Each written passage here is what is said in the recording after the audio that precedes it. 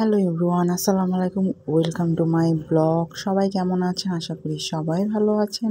ব্লগটি হলো তেল ছাড়া আলুর চিপস কিভাবে তৈরি করে।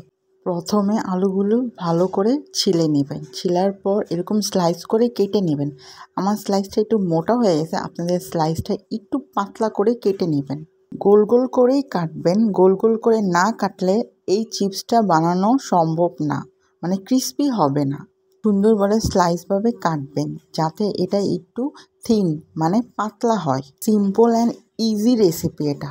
আর সিজনিংয়ের জন্য আপনারা একটু সল্ট, একটু চিলি ফ্লেক্স বা একটু চাট মশলা দিতে পারেন। ওভেনের ভিতরে সবগুলা স্লাইস দিতে থাকবেন, একদম সুন্দরভাবে দিবেন যাতে একটার সাথে একটা লেগে না যায়। আমি কিন্তু কোনো তেল ব্যবহার করিনি। সবগুলো ভালোভাবে দেওয়ার পর ওভেনটা ক্লোজ করতে হবে।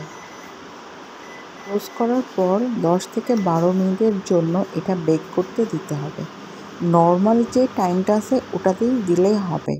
এখন কথা হলো আপনাদের আলুটা কাটার উপরে নির্ভর করবে কত মিনিট লাগবে। 10 থেকে 12 মিনিট পর ওভেনটা ওপেন করার পর ক্রিসপি পটেটো চিপস বা আলুর চিপস তেল ছাড়া তৈরি। So delicious. এটা কিন্তু অনেক ক্রিসপি হয়েছে। এর উপরে আপনারা যে কোনো সিজনিং ইউজ করতে পারেন, যেমন সল্ট, চিলি ফ্লেক্স এক্সেট্রা। আমি টমেটো কেচাপের সাথে সার্ভ করেছি। So delicious, so yummy. Subscribe my YouTube channel, Facebook page থেকে দেখে থাকলে like and follow. Thank you.